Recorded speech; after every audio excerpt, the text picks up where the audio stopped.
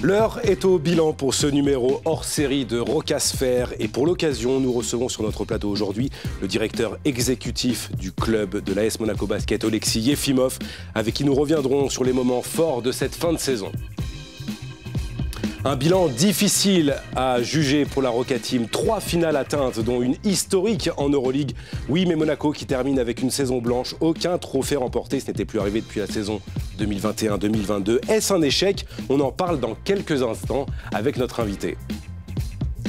Et puis on va se projeter sur la saison qui va arriver très vite. On parlera évidemment du mercato. Le Parisien Kevarius Hayes a signé ce matin. On fera un point complet sur les arrivées et les départs. On évoquera également les ambitions pour 2026. Ravi de vous retrouver sur le plateau de Rocasphère, votre rendez-vous basket le lundi sur TV Monaco, numéro spécial. Aujourd'hui, l'heure est au bilan. On va faire ça dans quelques instants avec notre invité. Un petit coucou à Yohan Cherami et Ben Monclar qui ne sont pas sur le plateau aujourd'hui, qui sont en vacances, mais qu'on retrouvera dès la rentrée de la saison 2 de Rocasphère. Avec moi donc aujourd'hui, le directeur exécutif de l'AS Monaco Basket, Oleksiy Yefimov. Bonjour Oleksiy, bienvenue sur Rocasphère et surtout merci de nous accorder un petit peu de temps. On sait qu'il est très précieux en ce moment. Bonjour. Merci beaucoup pour cette opportunité. C'est toujours un plaisir d'être sur ce plateau. C'était intense, intéressant, difficile comme saison. C'était aussi historique parce que pour la première fois, on est arrivé en Euroleague, un club français.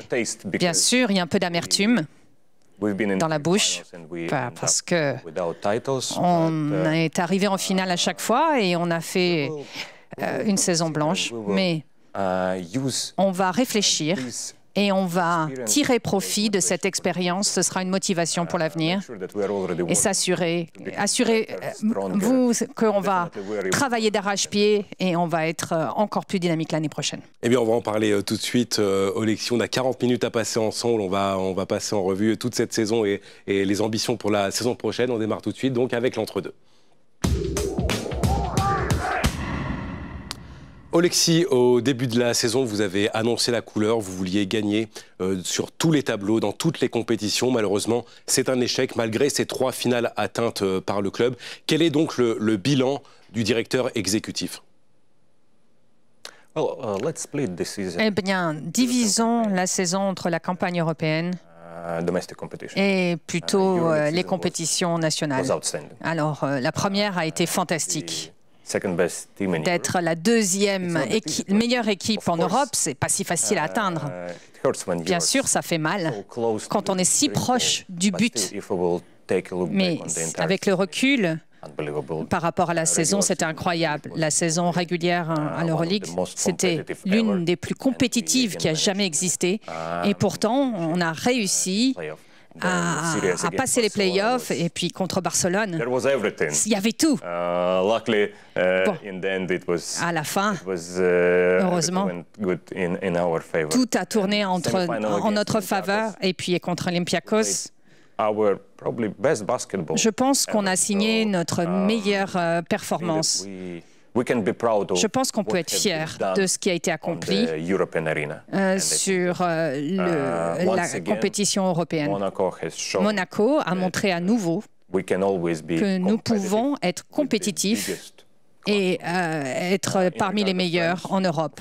Pour France, comme vous l'avez dit, l'objectif, c'était de s'assurer que tout le monde comprenne qu'on était une force dominante. Et c'est notre objectif. On veut soulever le trophée, les titres. Mais le fait qu'on n'en ait pas eu, ça peut... bon, c'était pas ce qu'on espérait. En même temps, je pense que les joueurs se sont battus d'arrache-pied aux playoffs. Et ils peuvent également être fiers de ce qu'ils ont accompli notamment après ce marathon à l'Euroleague et être entré d'Abu Dhabi. Si je ne me trompe pas, après le Final Four, on a joué 12 matchs en 26 jours. C'est très difficile, mais les joueurs n'ont pas abandonné et ils ont tout donné. Donc, la seule chose que je puisse dire, c'est merci aux gars, parce qu'ils ont montré qu'ils avaient du caractère. Bon, malheureusement, on n'a pas soulevé le trophée, mais c'est quand même une motivation supplémentaire pour la saison future. Et je pense qu'on aura encore plus faim, on sera encore plus focalisé et on atteindra nos objectifs. Vous avez parlé du rythme de ces nombreux matchs disputés. Est-ce qu'il y a pu y avoir un petit peu de fatigue en fin de saison de la part des joueurs? Bien sûr, ce n'est pas facile, physiquement, mentalement, et en même temps, on ne veut pas trouver d'excuses. Du début, on savait que si on allait jusqu'au bout, pour l'Euroleague, il fallait disputer plus de 19 matchs. C'est énorme, surtout si on prend en compte tous les déplacements. Mais ce n'est pas une excuse. On sait que ça fait partie de notre job. Et on ne devrait pas se cacher derrière ce prétexte. Non, c'est le contraire. On sait d'avance ce qui est devant nous et il faut être prêt. Qu'est-ce qui, selon vous, a manqué pour que l'on bascule justement de cette saison un peu frustrante, du coup, avec aucun trophée, à une saison exceptionnelle, une des plus grandes de l'histoire du basket français, avec 3 titres? Qu'est-ce qu'il a manqué pour qu'on bascule de cette petite différence entre les deux?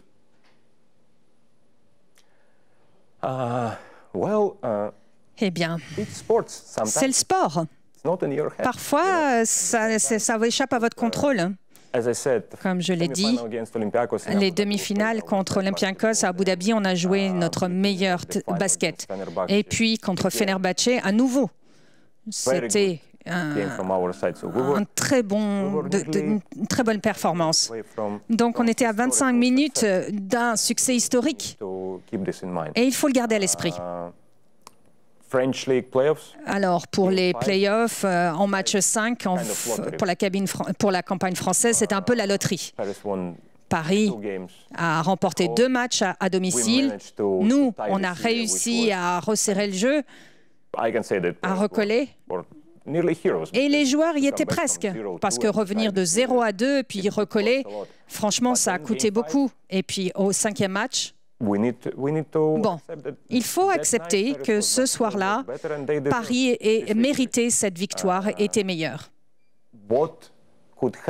Ce qui pourrait nous aider à changer la saison, peut-être à cause des différentes blessures, peut-être si elles n'étaient pas là, alors peut-être on aurait pu avoir plus d'énergie, de puissance pour le dernier match, pour le dernier petit mètre. Mais il ne faut pas avoir de prétexte. On est là où on mérite être. Croyez-moi, on pense déjà, on réfléchit déjà sur les manières de trouver les clés du succès pour l'année prochaine et être plus dangereux. Oleksiy, pour terminer ce bilan très global de la saison, très rapidement, en quelques mots, quels sont les points positifs pour vous et les points peut-être plus négatifs sur cette saison? Il y a plus de positifs, je dirais. Moi, je pense que ce qui est le plus important, c'est la régularité. C'est ce qu'on a montré. C'est la 4e saison à l'Euroleague. On est arrivé aux playoffs à chaque fois. 4e fois aussi qu'on arrive aussi au match 5 et on est arrivé à Abu Dhabi. Ce qui était aussi positif, c'est pendant cette saison, on a eu un changement de coach et le fait d'avoir pu attirer des noms comme Vassilis Spanoulis, c'est très important. Et tout cela mis bout à bout, je pense que ça nous permettra de continuer à travailler, de décrocher des titres et de pouvoir transmettre un héritage à la principauté de Monaco. Pour les points négatifs, c'est facile. On a fait chou blanc. Bon, il faut faire face à la réalité.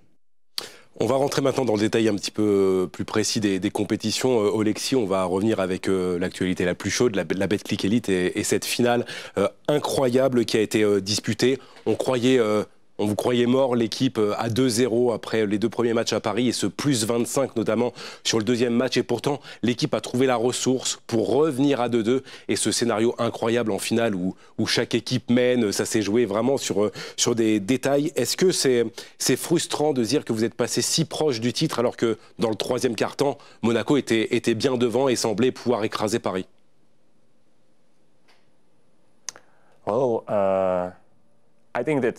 Eh bien, je pense que ça fait mal, effectivement. Ça a pris tellement d'efforts et de hargne pour arriver jusque-là. Et je pense que les joueurs n'avaient qu'un objectif en tête, c'est de revenir avec le trophée et de décrocher le titre. Mais à nouveau, on est fiers de la manière dont ils ont joué, ils n'ont pas abandonné. Je pense que personne ne pourrait croire qu'on serait arrivé après 0-2, arrivé aussi loin, de trouver autant d'énergie, d'autant de motivation, de montrer à quel point on avait ce qu'il fallait pour arriver jusqu'à la fin. Et les joueurs, hein, ils ont tout donné sur le parquet.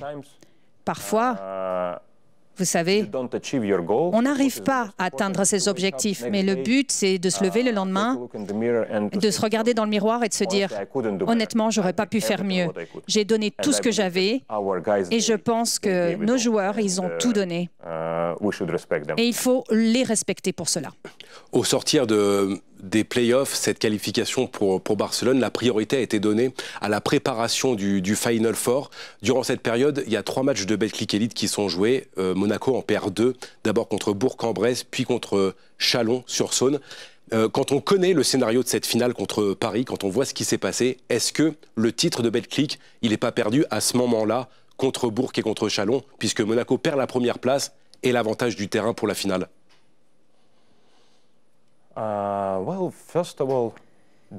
Eh bien, tout d'abord, n'oubliez pas que ce n'est pas facile de maintenir toujours le même niveau et d'être régulier.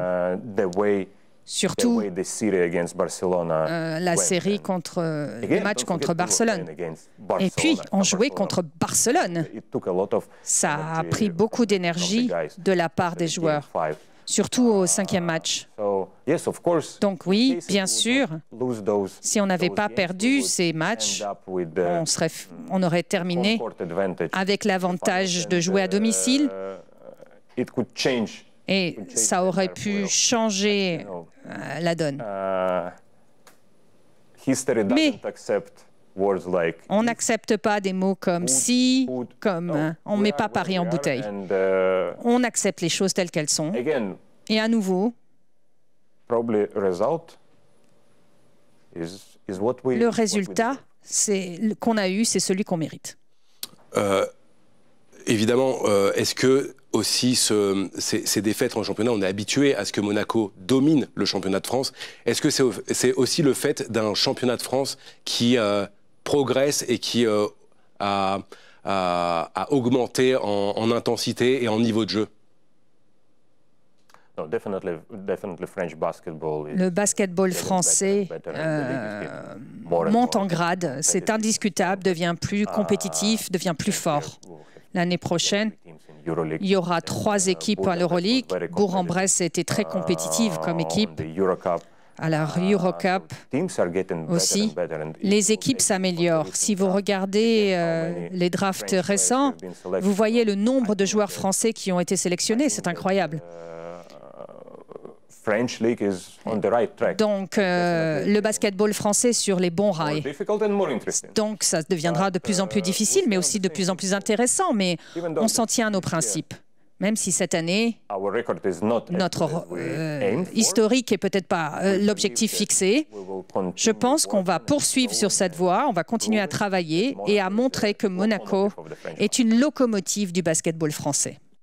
Pour le coup, Paris vous a rejoint, on va dire, en locomotive du championnat. On sait qu'ils sont qui veulent progressivement vous concurrencer. On l'a vu, ils ont gagné tous les titres français sur ces 2 dernières années.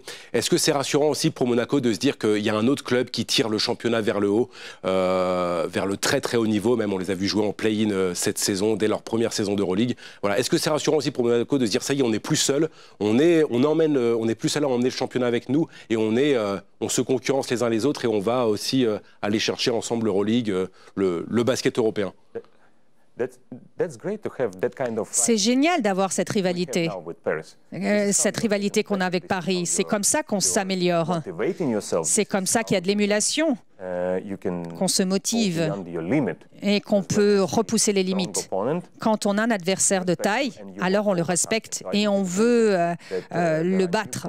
C'est pour ça que c'est bien, il y a de nouveaux projets, des projets ambitieux comme celui de Paris, et ça aide pour l'ensemble du basketball français. Et c'est aussi une motivation supplémentaire pour nous. Donc oui, c'était un grand plaisir que d'affronter ce type d'adversaire à Paris. Et nous sommes déjà enthousiastes de la Super Cup qu'on va disputer en septembre. Donc, c'est chouette. D'abord, je pense que le basketball français avait besoin de clubs comme ça. C'est normal, parce que c'est la capitale. Et maintenant, toute la lumière est sur nous, en fait. Tous les projecteurs sont sur nous, Paris et Monaco. Et ça prouve que nous sommes la locomotive du basketball français, qu'on est des précurseurs. Le symbole justement de cette progression du basket français, c'est aussi une équipe qui vous a causé beaucoup de problèmes cette saison, qui s'appelle Le Mans, qui vous a battu en finale de Leaders Cup, puis en demi-finale de Coupe de France, quand on sait l'écart des budgets qu'il peut y avoir entre ces deux équipes. On rappelle, Le Mans, c'est à peine 6,5 millions de budget, alors que Monaco est un record du championnat de France en termes de budget. Est-ce que c'est difficile à accepter en tant que directeur exécutif du club de se dire d'avoir été stoppé dans son ambition cette saison par une petite équipe comme Le Mans? Tout d'abord, chapeau bas à Le Mans. Évidemment. Ils ont fait une saison incroyable. Et en même temps, on ne peut pas garantir quoi que ce soit dans le sport. Vous avez parlé des différences de budget entre Monaco et Le Mans. Mais parlons aussi de notre budget comparé à d'autres équipes de l'Euroleague. Nous, on a été finalistes alors que notre budget était plutôt dans la moyenne. Par rapport à toutes les sources disponibles, on était 9e ou 10e sur 18 en termes de budget. Donc, je vais vous répondre en vous répondant par une autre question. Il y a des équipes qui ont des moyens financiers bien plus forts. Donc, qu'est-ce qu'ils penseraient de nous? Il ne s'agit pas d'argent, en fait.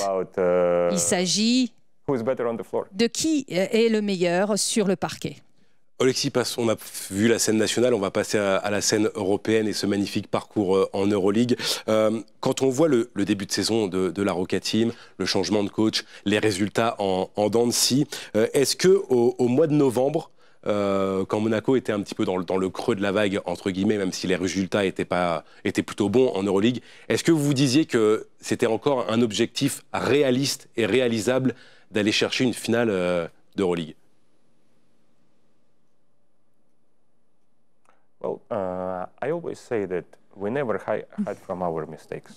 Il ne faut jamais se voiler la face, c'est ce que je me dis toujours. Il faut accepter les erreurs commises, y faire face, les ajuster et s'assurer de ne plus commettre d'erreurs. Donc pendant la saison, quand Spanoulis est venu et a coaché l'équipe, on a tous compris qu'on avait besoin de resserrer le jeu sur certaines positions. C'était en fait la partie manquante. Et c'est ça qui a renversé la saison et qui nous a permis d'avoir une direction complètement différente. Le fait d'avoir Daniel Theis aussi, de l'avoir signé, c'était génial. Ça a apporté une grande valeur ajoutée à l'équipe et c'est là que ça a apporté quelque chose. C'est un des multiples facteurs qui nous ont aidés. Et d'ailleurs, peut-être s'il n'avait pas contracté une blessure au play-off et qu'on avait pu compter sur lui pendant la finale à Paris, peut-être que l'issue du match aurait été différente. Mais oui, le Final Four, ça a toujours été un objectif. Même si, bon, on va un petit peu étape par étape. Play-off d'abord, et puis ensuite on essaie de se battre pour la finale. Et puis on y va à petits pas. Je pense qu'on a marqué une étape historique importante de nouveau aujourd'hui. Et peut-être qu'on arrivera à concrétiser nos rêves la saison prochaine. Vous parliez d'amertume en introduction, l'amertume étant passée. Est-ce que les joueurs réalisent ce qu'ils ont fait aujourd'hui, d'être le deuxième club de l'histoire du championnat de France à atteindre une finale de l'Euroleague après Limoges? Est-ce que ça y est, les joueurs commencent un petit peu à réaliser après forcément la déception de cette finale perdue?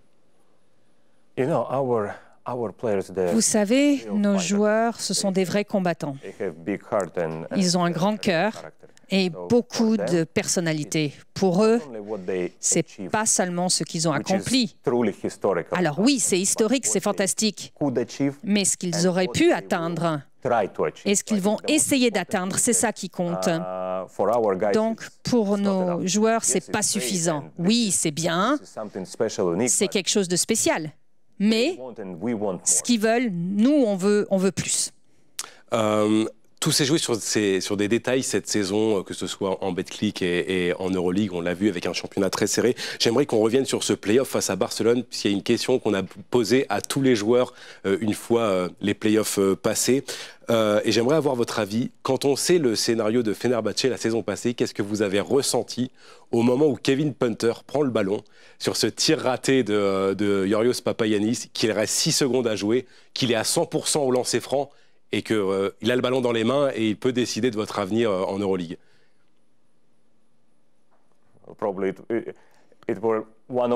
C'était les 6 secondes les plus longues de l'Euroleague. Honnêtement, je pense qu'ils méritaient de tourner le match en notre faveur. Et on voudrait éviter des situations où le match pourrait se décider non pas par soi-même, mais par autre chose. Mais ils ont travaillé de la manière qu'il fallait. Tout a été fait comme on le voulait. Parfois, on tire, on réussit, parfois on rate. C'est le jeu. Donc, je ne peux pas dire que... Je ne pensais pas encore au « et si ». Non, il faut éviter ce genre de choses. Ce sont des scénarios cruels. Le scénario de l'année dernière était très cruel. Mais il y a un an, on tenait les mêmes principes. Oui, c'était dur l'année dernière. Et on s'en rappellera et ce sera une source de motivation pour l'avenir. L'expérience de l'année dernière nous a aidés à surmonter et à remporter le match contre Barcelone cette année. Il y a eu évidemment cette finale, alors cette demi-finale d'abord contre l'Olympiakos où votre équipe a surclassé cette équipe qui était sans doute une des plus belles cette saison en Europe. Et puis cette finale où on a eu l'impression que Fenerbahçe était trop fort. Pourtant Monaco avait battu 2 fois Fenerbahçe cette saison. Peut-être que ça s'est joué à l'expérience de Fenerbahçe qui a déjà gagné ce titre et qui est là depuis de nombreuses années. Qu'est-ce qui manque à Monaco pour être champion d'Europe?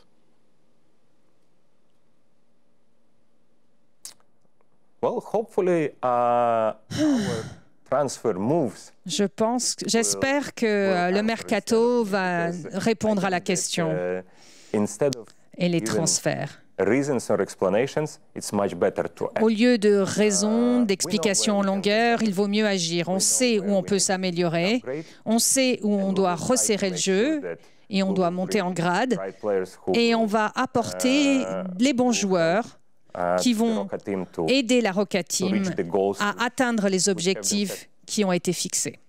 Cette finale a permis aussi à Monaco et au basket français d'être un peu plus encore mis en lumière avec la complicité de TV Monaco qui a retransmis tous les matchs de l'Euroleague de la Roca Team gratuitement et en direct toute la saison. Est-ce que ça peut avoir un impact aussi pour vous, pour le club, cette visibilité supplémentaire? Tout d'abord, je dis toujours qu'on est en fait non pas dans le sport, mais dans le divertissement. Il faut garder le lien avec les téléspectateurs, avec le public, avec vous, avec l'aide de toute la chaîne, de tous vos collègues. C'est pas simplement de diffuser les matchs, mais aussi de faire rayonner la Roca Team dans le basket, de montrer par des interviews, par des discussions sur les coulisses, montrer aux fans ce qui existe, ce qu'il y a derrière les coulisses, ce qui se passe dans les vestiaires, parce que les fans ont besoin de voir des êtres humains, pas seulement des joueurs de basket. Et moi, je suis très reconnaissant vis-à-vis de vous, parce que vous avez présenté la Roca Team non pas sous l'angle du sport, mais aussi comme des êtres humains. Et ça continuera la saison prochaine puisque TV Monaco continuera à diffuser tous les matchs de la Roca Team en Euroleague sur la prochaine saison 2025-2026 à suivre évidemment en direct gratuitement sur notre chaîne à partir de fin septembre. On va parler donc maintenant de l'effectif pour la saison prochaine. Oleksiy, on va parler mercato. Là, vous êtes vraiment en ce moment en plein dedans, je crois. Première question d'abord, est-ce que le coach reste pour la saison prochaine?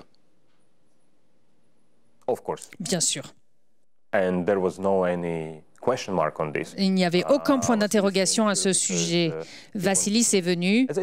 Comme je l'ai dit, c'était un grand joueur. Et maintenant, il veut transmettre le même patrimoine en tant que coach. Le fait qu'il ait choisi Monaco, ça veut dire qu'il croit fermement dans le projet qui est le nôtre et il pense qu'en jouant collectif, on peut atteindre quelque chose de spécial. Il n'y avait aucun doute que le coach resterait avec nous et qu'il reste lié au projet, comme il a été dès le premier jour. C'est incroyable le travail qu'il a réalisé en seulement quelques mois dans votre équipe, avec pourtant une très jeune expérience d'entraîneur. Eh bien, je ne suis pas d'accord avec vous. Oui, il y a quelques années encore, il portait encore le maillot de joueur, mais il a été dans des équipes internationales. Ça a été un joueur très important et il a coaché les meilleurs joueurs du monde. Donc, c'est une très bonne expérience. Et en même temps, je pense que Vassilis Spanoulis est un nom très respecté dans le basketball. Tout le monde rêve de travailler pour lui. Quand on a amené Vassilis dans notre projet, ce n'était pas simplement un coach qu'on amenait. Si vous posez la question à n'importe quel joueur qui jouait ou qui était coach ou qui a été coaché par Vassilis, tout le monde va dire toujours la même chose. C'est une source d'inspiration. Et ça, c'est très important. Il trouve les moyens de vous inspirer. Il n'a pas peur. Quand on parlait auparavant et que vous me demandiez si nous avions confiance pendant la saison, que nous pourrions atteindre les playoffs et l'Euroleague, lui, il avait confiance. Moi, je peux vous le dire. Et il a un moyen, une manière de gérer les choses qui est propre à lui, qui est unique. Il ne voit pas les défaites comme des échecs. Ça fait partie du processus. Et donc, ça vous aide à vous améliorer, à être plus fort. Et ça, c'est très important. C'est pourquoi Vassilis est unique. C'est vrai que le process, il nous en a parlé toute la saison quand on lui posait des questions par rapport à ces fameuses défaites. Il disait, il n'y a pas de souci, ça fait partie du processus, c'est normal. Et il disait, le plus important, on peut perdre en décembre, en janvier. Ce qu'il faut, c'est être prêt au mois de mai. Oui. Vous voyez, quand il disait ça, il n'avait aucun doute. Il y croyait vraiment. Et c'est ça qui est le plus important. Ce n'est pas seulement comment il le pense, mais la manière aussi de diffuser ses pensées positives à l'ensemble de l'équipe. Donc, il arrive à garder tout le monde verrouillé sur l'objectif au quotidien. Et ça, c'était un travail fantastique de sa part. Oleksii, on va s'intéresser maintenant à l'effectif de la Roca Team. Parmi les joueurs qui vont rester, évidemment, Mathieu Strasel qui a renouvelé jusqu'en 2029. On peut parler aussi d'Alpha Diallo qui a renouvelé jusqu'en 2028. Mathieu, c'est vraiment révélé, on a l'impression, cette saison. On sait que c'est un joueur sur lequel vous misez beaucoup. D'abord, pour parler en fait de la composition de l'équipe, je vais le répéter, notre saison d'Euroleague était historique, donc ce qui est le plus important, c'est de garder le cœur de l'équipe, parce que les joueurs ont déjà une expérience en gagnant ensemble, en perdant ensemble, en vivant des moments forts ensemble, donc il faut garder le cœur de l'équipe. Et je suis ravi que Alpha reste avec nous. Mathieu aussi. Mathieu, c'était l'un des joueurs les plus réguliers de cette saison. Et son jeu est devenu beaucoup plus sûr. Il est encore jeune. Et pourtant, il est plus mûr dans sa façon de jouer. En fait, c'est un petit peu comme un général, si vous voulez. C'est une grande amélioration que l'on a pu constater chez lui. Et je suis ravi qu'il se sente à la maison à Monaco. Et c'est la raison pour laquelle il y a 4 années de prolongement dans son contrat. Certains médias ont parlé d'une possible prolongation d'Elie Okobo. Qu'est-ce que vous pouvez nous en dire rapidement? Elie, il a un contrat pour la saison prochaine. Donc, il va porter le maillot monégasque, il va rester avec nous.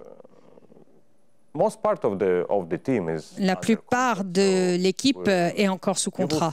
Vous verrez des noms familiers, des visages familiers.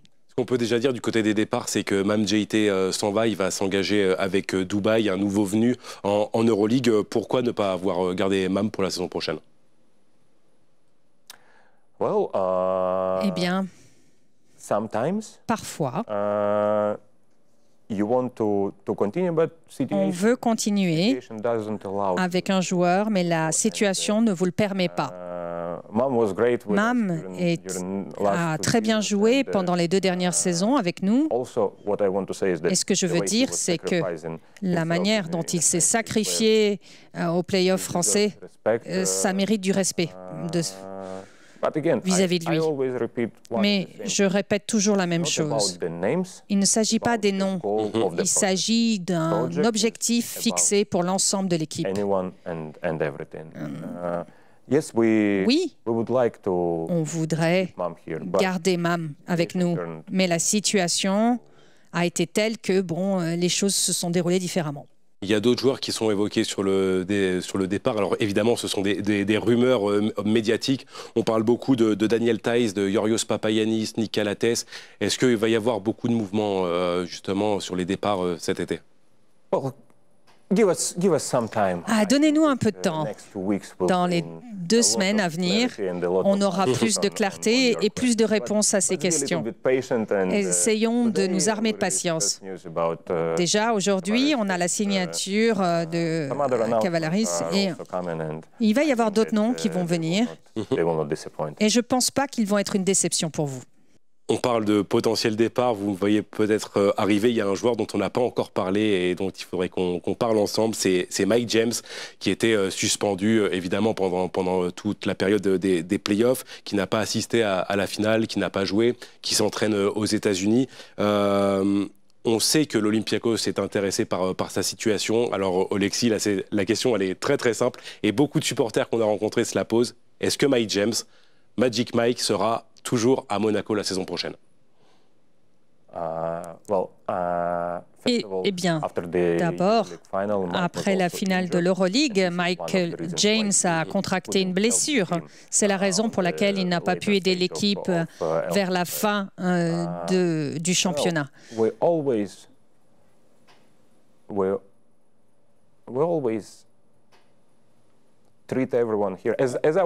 Comme le président le dit, on est une famille.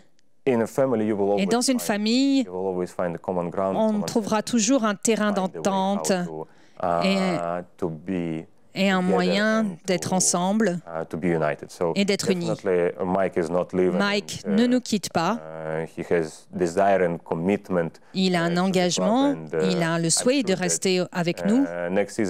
La saison prochaine, je pense qu'on verra Mike James plus motivé et plus focalisé. On va terminer cette page mercato avec les arrivées. On l'a annoncé évidemment tout à l'heure en introduction, vous venez d'en parler aussi. Kevarius Hayes de Paris a signé officiellement ce matin à Monaco. C'était dans les papiers depuis plusieurs semaines et vous vous renforcez avec un très bon intérieur là. Oui, on a vu ça pendant la finale. Il a signé un très bon match et son style de jeu va aider l'équipe et ce sera facile pour lui de s'adapter au style de Vassilis Spanoulis. Moi, je pense qu'on va voir Kevarius faire plus de choses qu'il faisait auparavant avec nous. Il est jeune, il a faim, il veut s'améliorer et je suis sûr qu'il va s'améliorer grâce à Monaco. Peut-être très rapidement, d'autres noms circulent en ce moment. On a beaucoup parlé dans les médias pendant des semaines et des semaines de Nikola Mirotic et aussi dernièrement d'Isaiah Cordinier. Où est-ce que ça en est sur ces dossiers? Est-ce que vous êtes intéressé? Eh bien, vous savez, Nikola Mirotic, il y avait un lien avec Monaco pendant 2-3 étés. Mais il n'y a pas eu de contrat au final. On a eu des négociations, mais pas de contrat. Et on aimerait attirer ce genre de joueur extraordinaire, un joueur comme Nicolas. Mais rien n'a été encore signé. Rien n'a été encore gravé dans le marbre. Isaiah Cordinier, il y a d'autres priorités. Il faut attendre un peu. Il a eu une très bonne saison avec Virtus. Et je pense que la NBA risque de l'attirer. Donc on verra bien, il faut être patient. Allez Alexis, projetons-nous maintenant sur la saison prochaine. Il y a eu beaucoup de matchs cette saison, c'était très intense. L'Euroleague a décidé de rajouter pourtant 2 équipes supplémentaires, Valence et Dubaï. Il y a aussi l'Hapoel Tel Aviv qui rejoint en tant que vainqueur de l'Eurocup. Ça fera 4 matchs de saison régulière en plus. Quel est votre avis sur cette décision de l'Euroleague et du coup, comment vous voyez cette saison avec encore plus de matchs? Je pense qu'il faut attendre de voir ce que l'avenir nous réserve. L'Euroleague, les équipes et le format veut arriver à 22-24 équipes. Donc, il faut garder à l'esprit cette idée de croissance de l'Euroleague. L'année prochaine, ce sera difficile parce qu'il y aura 10 semaines doubles, il y aura des nouvelles destinations. On va devoir passer plus de temps dans l'avion, encore plus que cette saison. Mais je pense que c'est bien que l'Euroleague prenne de l'ampleur et arrive dans des destinations très intéressantes. En parlant de ce nouveau format et de Dubaï particulièrement, l'Euroleague a pris la décision de vous donner une invitation de 1 an seulement. On sait qu'ils veulent mettre un petit peu la pression sur la construction d'une nouvelle salle pour être aux normes, mais pourtant vous participez tous les ans aux playoffs, vous avez été en finale de l'Euroleague cette saison. Est-ce que vous comprenez de cette décision de ne vous donner qu'1 an quand à côté on donne 5 ans à Dubaï alors que ce n'est pas un club européen et qu'ils n'ont aucune histoire en Euroleague?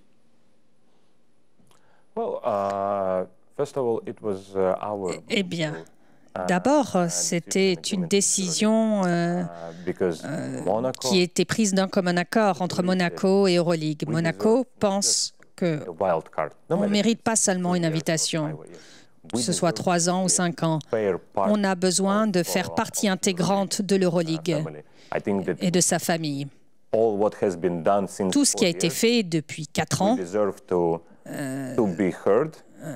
montre qu'on mérite d'avoir voix au chapitre et d'être traité sur un pied d'égalité avec tout le monde. On travaille dur. On a un dialogue très nourri avec les autorités de l'Euroleague et je dois dire que ces négociations prennent une tournure plutôt positive. Donc, si on veut rester à l'Euroleague ou si on veut rester attrayant par rapport à l'Euroleague et avoir ce projet d'équipe, alors il faut un nouvel endroit, un nouveau cours. On va se concentrer là-dessus, en plus des résultats sportifs. Oleksiy, pour terminer, en quelques mots, très rapidement, saison prochaine, 2025-2026, objectif 4 titres pour Monaco? Eh bien, les objectifs sont toujours les mêmes. D'abord, il faut atteindre les objectifs qu'on n'a pas atteints cette saison. Pour l'Euroleague, on essaye toujours de faire un petit pas de plus. Cette année, on était très proche du but et on va faire tout ce qui est possible pour aller encore plus loin et pour avoir encore une chance d'écrire l'histoire. Merci beaucoup Oleksiy Efimov d'avoir été avec nous aujourd'hui pour ce numéro hors série de Rocasfère et pour faire le bilan de la Roca Team cette saison. Et on vous souhaite bien sûr un bel été et une belle saison prochaine. Merci. Et les fans nous manquent déjà et on ne peut qu'attendre avec impatience septembre pour nous retrouver tous. Et le basket qui revient également aussi sur TV Monaco à partir du mois de septembre. Ça commencera avec le retour de Rocasfère à partir du 22 septembre, 2 semaines avant le retour de l'Euroleague en compagnie de Ben Monclar, de Yohan Cherami et évidemment de nos envoyés spéciaux, notamment Sylvie Ferreira et Anthony Casal. Et puis retour également des matchs d'Euroleague à partir de fin septembre. La saison reprend le 30 septembre. TV Monaco diffusera encore donc toute la saison 2025-2026 des matchs de la Roca Team avec le duo de commentateurs que vous avez eu cette saison, Laurent Ciara et Colin Bourgeat. Merci à toutes et à tous d'avoir suivi ce numéro hors série de Rocasfère. On vous souhaite toutes et tous un très bel été en principauté, où que vous soyez, y compris chez nos voisins français. On vous dit à très vite pour le basket sur TV Monaco.